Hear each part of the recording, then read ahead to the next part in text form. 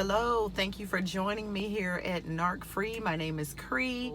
The narcissist, they want to find a victim that they can control, okay? And from this book, he says that who they love and who they hope they can ensnare is a codependent, okay?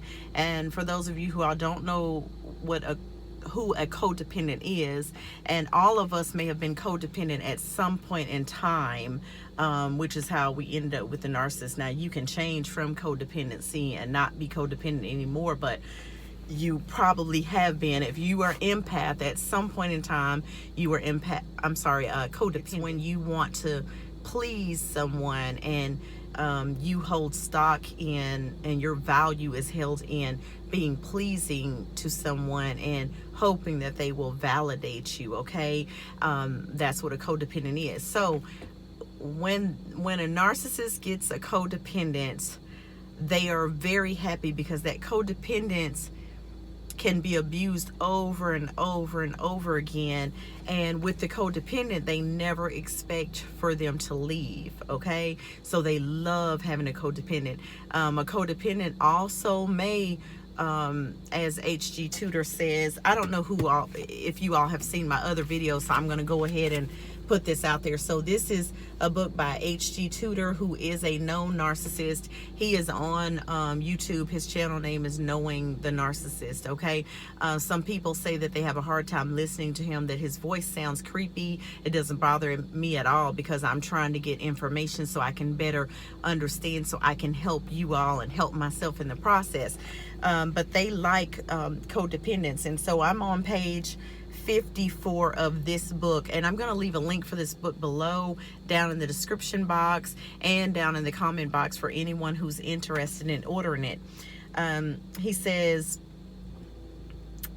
we treasure the codependent. This is page 54.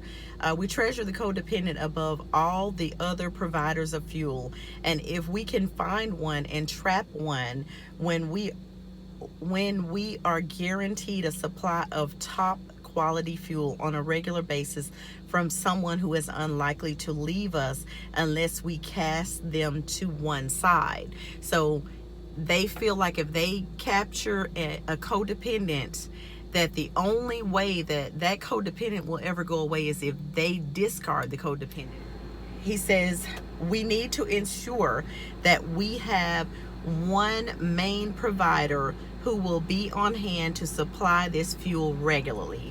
So whoever is their main source of supply, they hope it's a codependent because they can continually abuse them, and that person feels like they have a need to be with someone, a need to please someone, and so they keep staying, okay? And that's what the narcissist is hoping for, that they can do whatever they want to do, and the person that they're with, that they get their most amount of fuel from, won't leave them. Now, for those of you who don't understand what fuel is, it's the same thing as supply.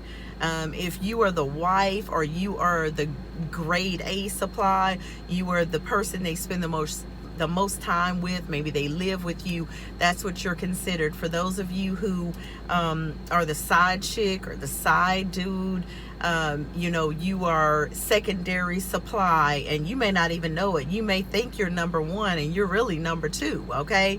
Or you're somewhere on the line. Now, I want to go over a couple of other things because I had some other points in here about codependency. He says the holy grail of the supply of fuel is to acquire someone who is codependent. This is on page 38. The codependent provides this for us. That is why they are highly prized. We want fuel, but if we manage to ensnare a codependent, then we have hit the jackpot. So they want fuel from everywhere they go. But they know if they get someone whose main focus, who lives to please, who's a people pleaser, they will get their needs met. They will get dinners cooked for them, and you'll run errands for them, and you will be, you know, willing to care for them because that's your natural nature, because you were programmed to do that previously. Maybe one of your parents was narcissistic and they never validated you, and you were always trying to please them, and so you've already got that programmed in you. So when you get with the narcissist, you're just doing what you've always done. But trust me, you are a great amount of fuel for them, and you have to set yourself free. I wanted to also go over a couple of other things in this book. He does give a point system, okay, on the value of the sources. So strangers get 1 point. So they get fuel from strangers, or supply from strangers, okay? You're going to hear a lot of YouTubers who are in this community say supply, and it's the same thing as fuel. So when you hear those words, they are interchangeable, okay? That's remote strangers. Strangers is 2 points. They consider somebody who is someone who serves them, like the person who valets their car, or the person at the coffee shop that serves them, as a minion, okay? Acquaintances get 4 points. Colleagues get 5 points. Outer circle friends, 6 points. Inner circle friends, 7. Family, 8. Intimate partners, 9. Former intimate partners, listen to what I'm saying, former intimate partners. So when you're wondering why your narcissist is still talking to their ex, or they're still talking to someone from their past, and they're telling you that they're not in any kind of relationship with them, they're just friends and this is their best friend and all this, that's because they have an unspoken agreement that, whenever you're messing up, they can go and see them. Oh, they're friends, all right, friends with benefits. They get more fuel from someone they've been with before that they can go back to. You guys, watch out for these hoovers. Don't accept the hoover. You are fueling them. You are gassing them up, making them feel like they are important, because they're thinking to themselves, how is it I was able to leave this person, abuse them and discard them, and then come back whenever I want? I am the shit. That's what they're thinking to themselves. Y'all, come on now. Let's get educated here. Let's stop playing games with these fools as they're messing people's lives up. Former intimate partner. Okay, there's 2 former intimate partners. The first one is devalue. Someone that was an intimate partner, and it looks like they devalued them. They get 10 points. Well, they devalue all of us, but they get 10 points. And his second one is former intimate partner, hoover. 15 points. You guys, stay away from the hoover, okay? When they hoover you back in, they hoover you back in to get fuel from you, and then to dump you again. And they're going to keep coming back as long as you allow them to come back. That's the highest amount of points, is former intimate partner hoover, okay? If we could just do whatever we wanted to do, say whatever we wanted to say, act however we wanted to act, and then go away from somebody, leave them, find us some new thing. We done found a new bae over here, and we leave this person, and then we decide, new bae is not working out.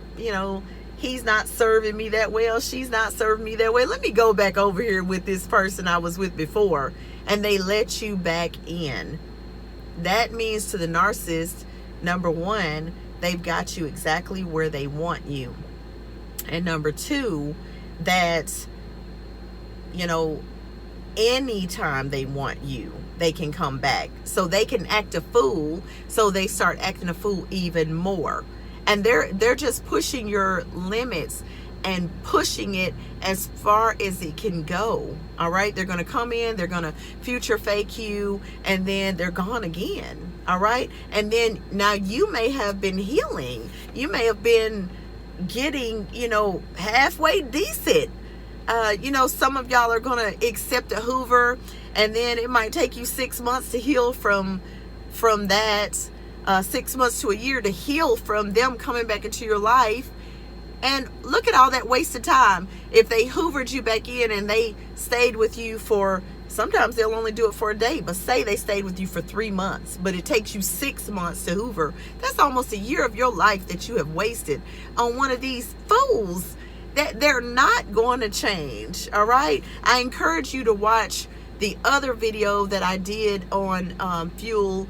Let me think of the name of it. What does the narcissist want? Okay. And I will leave that at the end of this video. I'm also going over a part of that book in here. So you guys get the knowledge that you need so that you can be better prepared. They are running game. They are coming for you. They are selfish. They are treacherous. Some of you guys accept the hoover. You end up getting pregnant, or or you get somebody pregnant by accepting the hoover, and then you got a full-blown situationship with this narcissist forever. You do not want to have kids with a narcissist. I have 2 children with a malignant, with a big boy. Trust me when I tell you, you do not want to have children with a narcissist. Run, baby, run. I hope this has been beneficial to you all. I wish you well. If you haven't subscribed to the channel, go ahead and subscribe and hit that notification bell.